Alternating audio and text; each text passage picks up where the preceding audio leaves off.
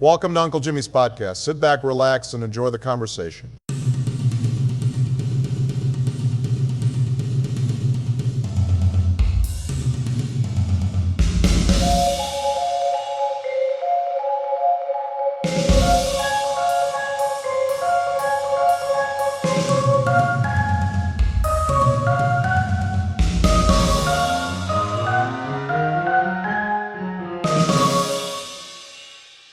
Good morning, good afternoon, and good evening. Welcome into episode 12 of Uncle Jimmy's podcast.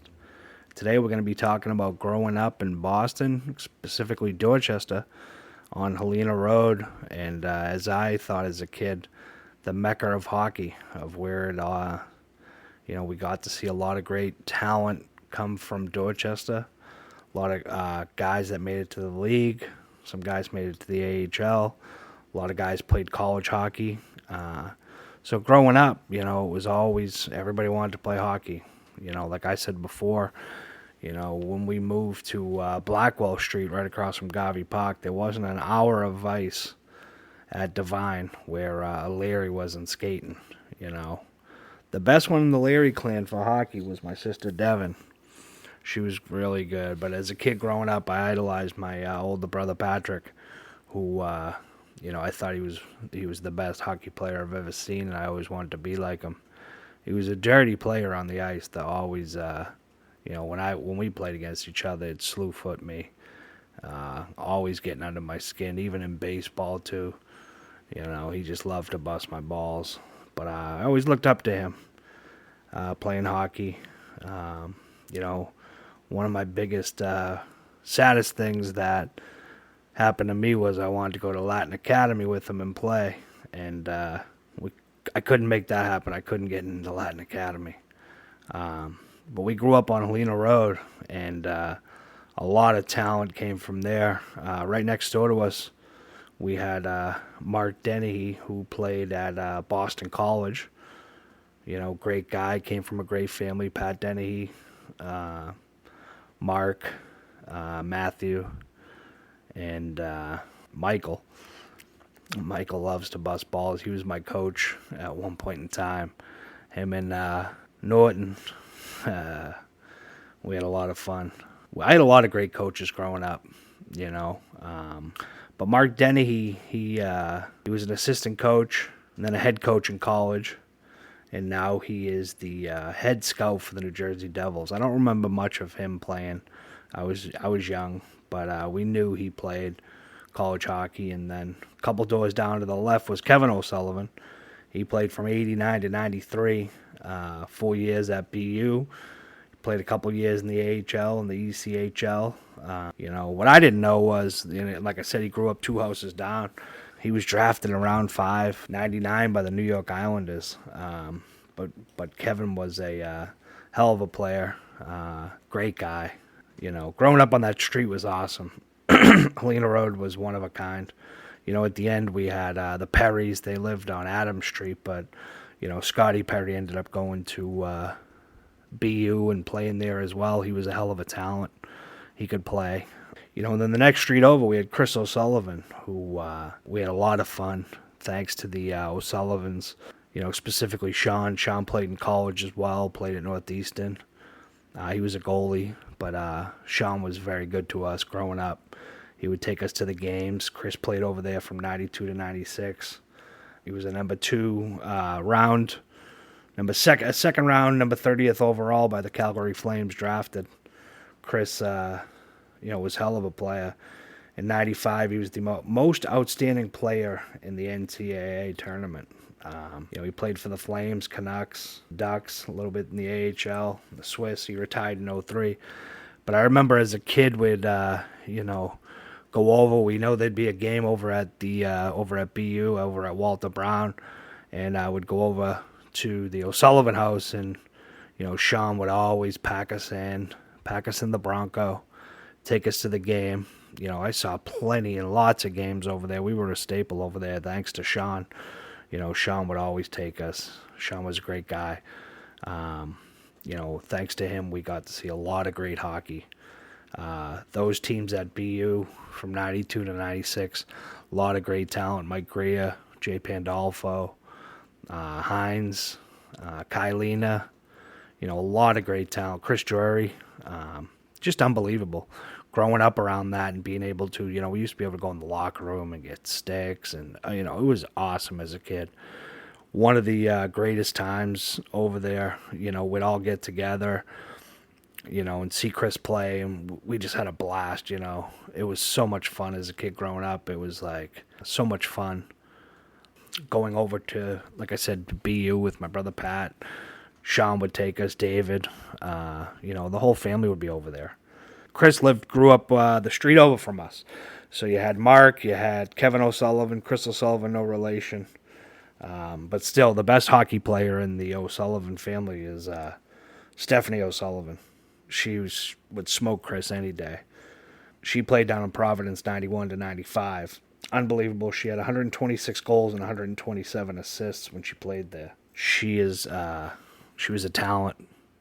Unbelievable. There was rumors, she used to tell us stories that they would cut her hair and she would go play down in Dorchester for DYH as on the boys teams because they didn't have girls and they didn't let girls play back in the day, but she was one hell of a talent. Chris and Stephanie, great people. The O'Sullivan family, salt of the earth. Some of the best people you'll ever meet. A lot of fun with them, Unky Pete. Just great. A lot of fun times, Like I said, going to T. Anthony's after, getting some pizza, seeing Chris, seeing his teammates, and just being around that atmosphere was, growing up, like I said, when we were a kid, we'd be over there, and it was just unbelievable, So we all loved to play hockey. Street hockey was always going. If we weren't playing street hockey over on Elmo, we'd be playing football or hide the belt.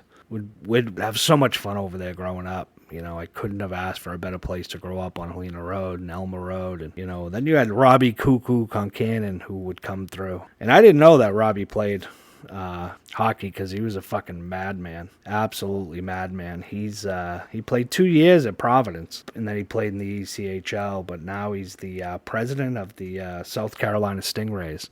And everything I've read about him, he's sober, doing the right thing, and he was just an absolute menace, madman growing up. Robbie Concannon was, and then you had Brendan Walsh, who ran in the crew with Chris and Cuckoo.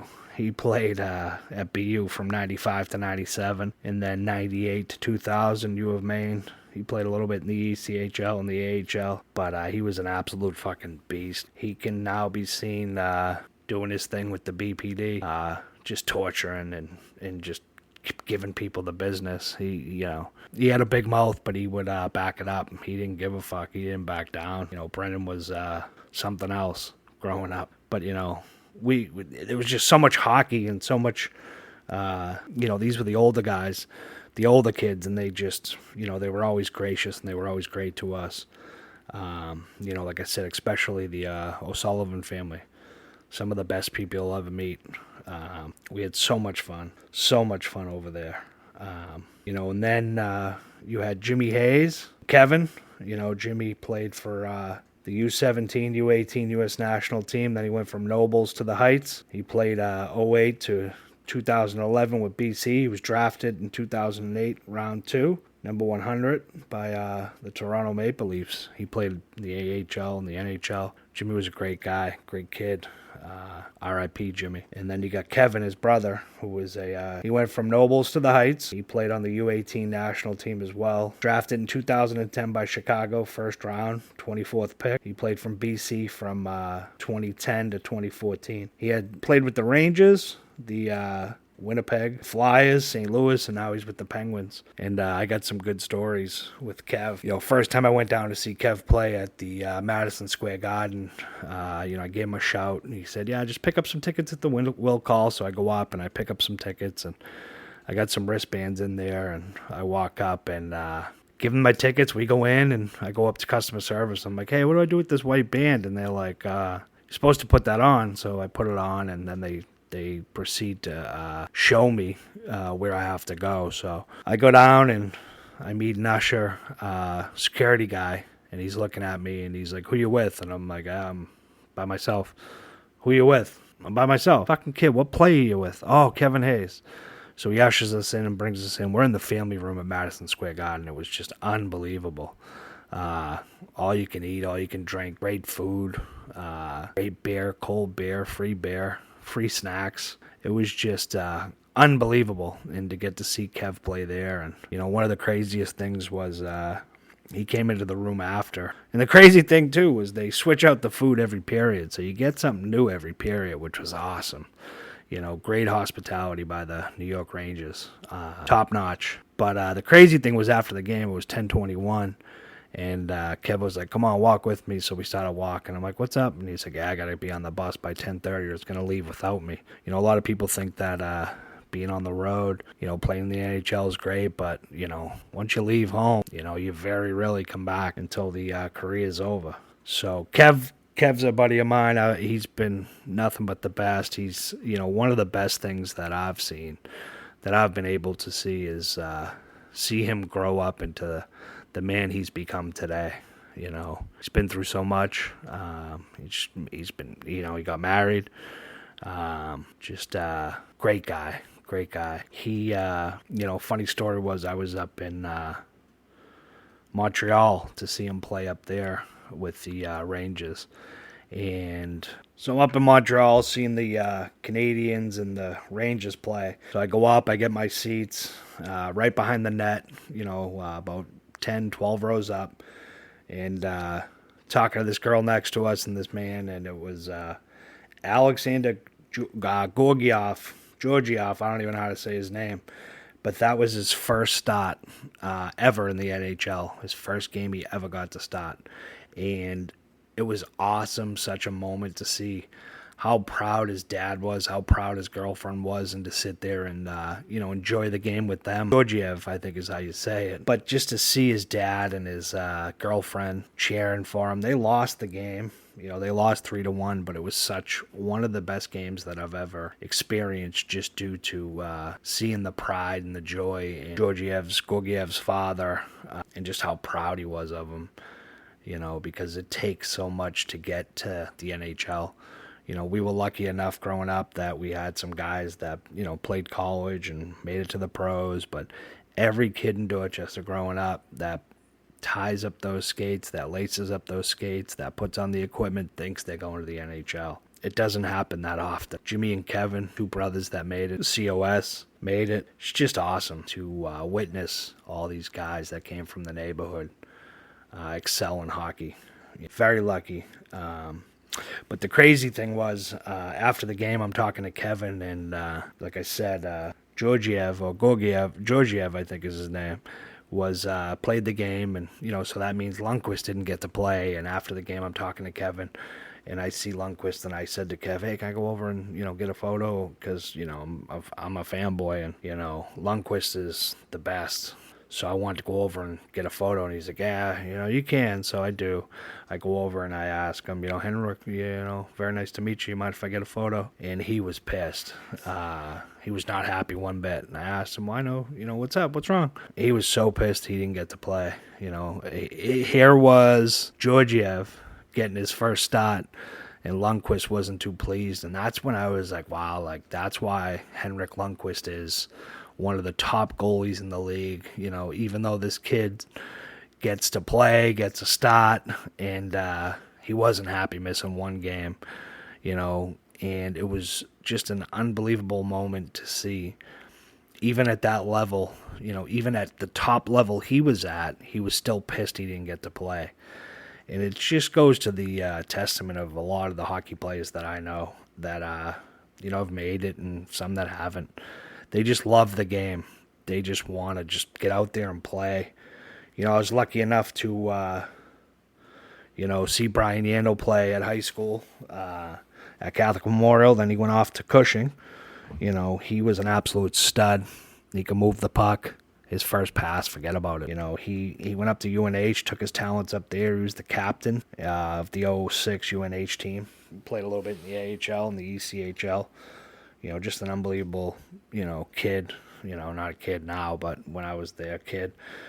Just a great man. He's coaches, and he does his thing. His son's tearing it up at Catholic Memorial last year. I think he's off to Cushing. He's just a great guy. all around. Why? Then you got Keith. Brian grew up in Milton, Keith as well. But Keith went from Milton High to Cushing to Moncton, then to the Phoenix Coyotes, then to the Rangers, the Panthers, and he retired with the Flyers. He was drafted round 4, 105th by the Coyotes. He was the Ironman for a bit. He just loved to play hockey. If he could get out there and play 30 minutes a game, he would. Once they let him go, he just went out there and just, lit it up, and, he had fun. You see the videos of him, and you hear the teammates talk about him, and just he was great to have around, and he's just one of the best, one of the funniest kids you'll meet. Great to talk with, great to see when he's around. Just a great guy all around. We were very lucky of the group that we grew up with. I got to skate with Keith one time. He tried out or was skating with us one time, and it was tryouts. I don't even know what I was on the ice for. So I get into a fight on the bench, and fucking I'm bleeding. I'm just spitting it all over the kid because I didn't give a fuck. I was an absolute menace when I played. I loved to throw the body and put the puck in the net. I had a lot of fun, but I played with him. Didn't play with him, tried out, and, him, Billy Ryan, couple other guys just leaps and bounds ahead of all of us. But Keith's a great guy, like I said, we were lucky enough growing up with all that talent around us. And, big shout out to the O'Sullivan family. Big Shaun, Mark also played at Notre Dame, I believe. And just a great family. They were very good to me as a kid. Very gracious and always inviting us in and accepting us for who we were, and they were just great people. We had a lot of fun over there growing up at the O'Sullivan house. A lot of fun at the Rink, Walter Brown. I wouldn't change it for the world, and I appreciate everything those guys, the O'Sullivans, did for us as kids. Same as with Kev too, Kevin Hayes. He's one of the best. These hockey players, they're just the best. They truly care, and just good people, great people. Keith's just a menace, but, my type of player was, the Paul Bissonnette. Paul only played a little more than 200 games in the NHL, but, him and Gregory Campbell, who I absolutely loved, was one of my favorite players of all time, Gregory Campbell. I love those fourth liners. Now you don't have that in the league as much as you used to. That was my type of game, how I played, and I can think back as a kid. Playing DYH hockey was awesome. I didn't play any high school hockey. I wasn't good enough. I tried out one year and absolutely bundled a kid and, put the puck in the net. And I remember Hanson, who was an absolute fucking menace at Catholic Memorial. He was actually one of the biggest pricks I ever met, but we had a great relationship. I got in so much trouble one year where I had to eat lunch with Coach Hanson every day because I was an absolute menace. So the both of us together were fucking menaces, and we just had we had fun. Catholic Memorial was great, but I remember Hanson, and he's lucky I didn't fucking kick his ass, but we were close, and he said to me, maybe you would have made the team if you didn't spend your summer at Burger King. It's the type of guy Hanson was, and Paul was a wild dude. He didn't give a fuck. A lot of people don't like him. Some people liked him. I don't even know if he's still alive, to be honest with you. But he was a fucking menace. But hockey was fun. I had a lot of great coaches growing up. A lot of great coaches. I had Sean Pierce, who was one of my favorite coaches. Jamie Joyce, who was one of my favorite coaches as well. A lot of fun with those guys. I had Mike Dennehy, Rob Norton. One of the best was my neighbor's Dr. Jack O'Sullivan. Jack was great. Fucking all business. But he was awesome. We had a lot of fun growing up. Me, Brian Ruka, Ryan Cunningham. A lot of great times. A lot of great times on the ice. Pat Flaherty. There's too many to remember. Joey Trabucco. Peter Needham. Peter, break your stick off the crossbar when you're letting a goal and need him. Pete was an unbelievable goalie. Just unreal. But he'd get so frustrated. But it was so much fun. I remember Pete showed me years ago the video when we were kids at the 3-on-3. I scored a goal. I had the hair flowing, and then I did the canoe, right up the ice. Fucking lit it up. I'm flying down, jump on my ass and canoe down the ice. Hockey was so much fun growing up. It really was. Get out there and spend time with the boys. It was just great. A lot of fun. But, some of the fun times we did have, I forgot to mention Jimmy Pierce as well. We're going to get into a funny story here. So we played St. Brendan CYO and they folded. Shaun Pierce was the coach and Sacred Heart had an opening or two, and Shaun talked to the coach there, and, Jimmy was invited to play, and they had tryouts, obviously, so me and Ruka were invited as well. And, Shaun grabs us before the tryouts, and he's like, the two of you is fucking no nonsense, no bullshit. Me and Ruka get out there. We just start fucking teeing people up, having fun, screaming, yelling, fucking dancing on the ice. Just having a fucking time, just having so much fun. So after the tryout, Shaun grabs us. He's fucking pissed, Shaun Pierce, and he tells us, guys, they don't want you guys. And me and Ruka sort of saw the writing on the wall, but, Jimmy, our buddy, was like, yeah, then I don't want to play. So Shaun went back to them and told them, it's a package deal. You got to take Jimmy. If you got to take my brother Jimmy, you got to take Jimmy, Larry, and Ruka. So, we make the team because Jimmy stands up for us. First game, me and Ruka are at the corner of Blackwell and Neponset waiting for Shaun Pierce to pick us up. Ruka was supposed to call him, but he didn't call him, so we're waiting there, and it's like fucking 15 minutes before the game starts, and Shaun calls us, and we're like, Shaun, where are you? He's like, I'm at the rink. All pissed, me and Ruka, who fucking basically got cut a week before, but Jimmy stands up for us. Fucking Shaun picks us up, pissed off. We go fucking, we're late for the game. We get out there. I think first shift, Ruka puts one in the net. Second shift, I put one in the net. We just had so much fun playing CYO. CYO hockey was the greatest. A lot of fun. Another fun story was Joe Bohan. We were playing the Sharks. The Sharks were notorious. I forget where they were from, but they had like 20, 21-year-old kids on the team. Just absolute misfits. It's supposed to be CYO, which is Catholic youth organizations, and it's just fucking misfit central. The coach was talking shit again. I'm a big guy, and he calls me a fat fuck. The coach does. So Bohan's like, don't worry, I'm gonna fucking show him. So we go to the face-off circle, and Bohan looks right at me. Fucking, they win the draw. Bohan gets it, and he literally turns to the coach of the Sharks and takes a fucking slap shot right at him. Like absolute misfit shit. But we had each other's backs out there, and we always had fun. Thinking back to those days, we had so much fun at the ice. Saturday nights we used to have a 10 o'clock hour where we would skate, sometimes 9 to 11. Full skate, full pads. We just had so much fun. Hockey was great. Growing up in the city was great. Like I said, we had so many people to look up to. That paved the way for a lot of us to play hockey. That gave us the that gave us that outlet to keep playing. We saw these guys reach the highest levels of the league, and it was just great. Guys said, at a point in time you had Chris and Cuckoo and Walshy, and then you had Brian, who went to UNH. Then Jimmy and Kevin at BC, watching them was awesome at the Heights, and then off to their respective careers in the NHL. And we just loved it. We're so proud of these kids, guys now, but so proud of them, that hard work and determination to make it to that level. You got to remember, and I say it all the time, Paul Bissonnette is one of my favorite players. I love the guy. He's just knit and grit. He played a little more than 200 games, but think about it. At one point in time, maybe not in an average shift, maybe a couple shifts a period, but he went out there. He made the team. A fourth liner is still an unbelievable spot to be at. I love the people that say, they showed Brian Scalabrine recently, people talking shit about him. And dude just went out and just fucking crushed them. I know they had a contest here before.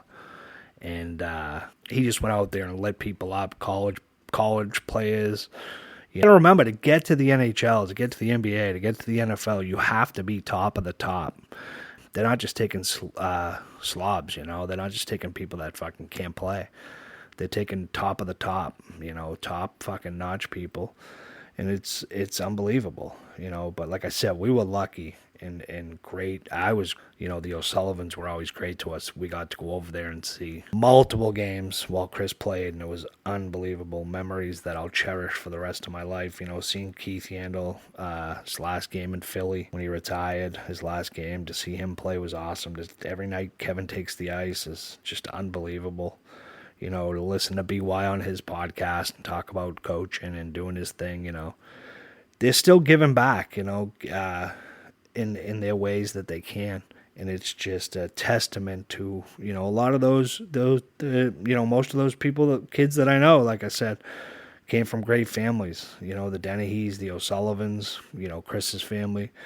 Both parents died. Shaun and the older boys stepped up and did their thing and raised, a great family.